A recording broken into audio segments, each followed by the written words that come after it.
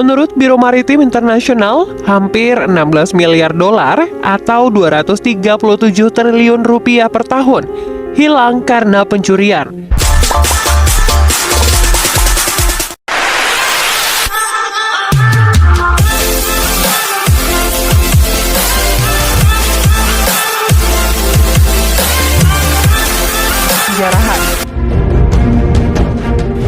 Perompak modern ini menjadi sangat berani, bahkan mencoba untuk menyerang kapal angkatan laut dan menembaki helikopter militer.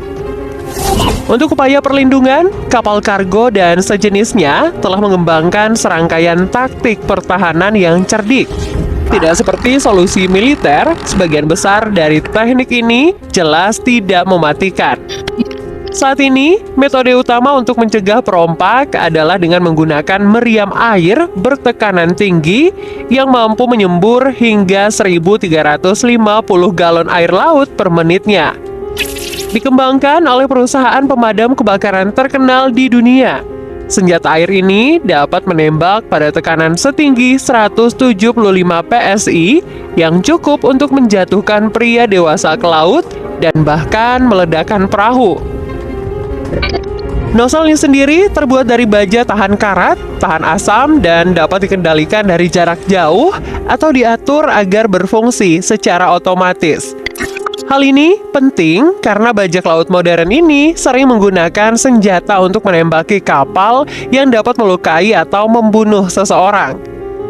Jangkauan selang ini juga sangat mengesankan, di mana memberi awak kapal kesempatan untuk mengusir bajak laut sebelum mereka mendekat untuk melakukan pengancaman.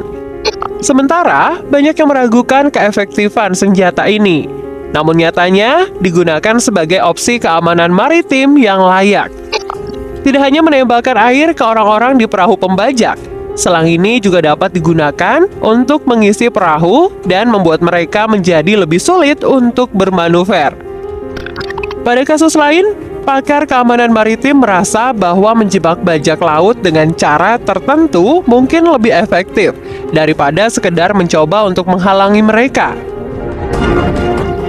Hal ini mengarah pada pengembangan pit trap atau mekanisme pasif yang tidak mematikan dan dirancang agar bajak laut tidak terlalu dekat dengan kapal.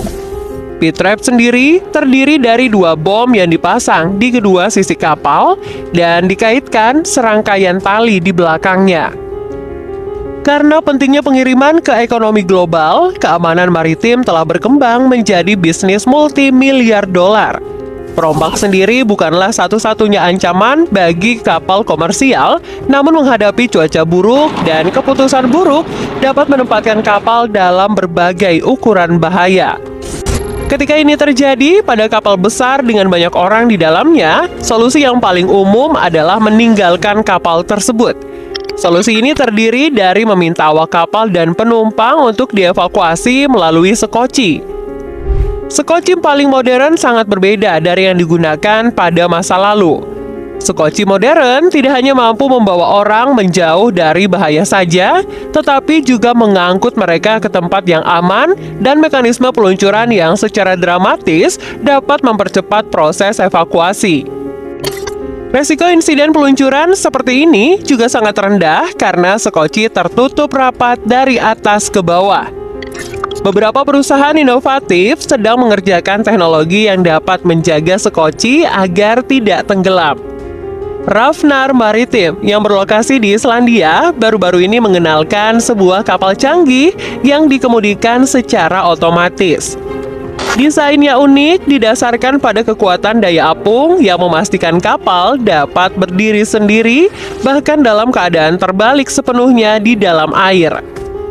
Teknologi semacam ini dapat sangat membantu dalam beberapa situasi maritim. Namun sayangnya masih belum bisa diterapkan pada kapal besar. Lembaga Sekoci Nasional atau RNLI adalah badan amal terbesar yang ditujukan untuk penyelamatan laut di Inggris Raya. Sekoci milik mereka ini berbeda dari kapal anti tenggelam sebelumnya dan lebih mirip dengan yang digunakan oleh penjaga pantai Amerika Serikat.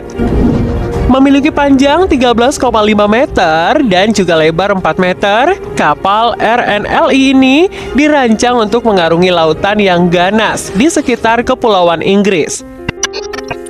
Seperti desain Ravnar, kelas Shannon adalah perahu yang dapat dikendarai sendiri dan berbalik sendiri. Beberapa tahun terakhir, teknologi penyelamat jiwa dalam kemaritiman telah berkembang menjadi penggunaan robotika. Contoh yang bagus adalah prototipe kapal permukaan tidak berawak atau USV yang ditenagai oleh sistem kontrol AI tensor laut, di mana menggunakan air untuk mendorong dirinya sendiri di sekitar rintangan dan melalui gelombang laut. Bahkan ada susunan sonar untuk membantu meningkatkan efisiensi dan navigasi USV. Contoh lain dari robotika yang diterapkan ke pencarian dan penyelamatan maritim adalah kapal pengawasan dan penyelamatan otonom M75. Kapal sepanjang 4,5 meter menggunakan serangkaian sistem deteksi yang kuat untuk mengangkut individu yang terluka dari kecelakaan. Kapal M75 juga memiliki rakit penyelamat yang dapat membawa hingga 6 orang ke tempat yang aman.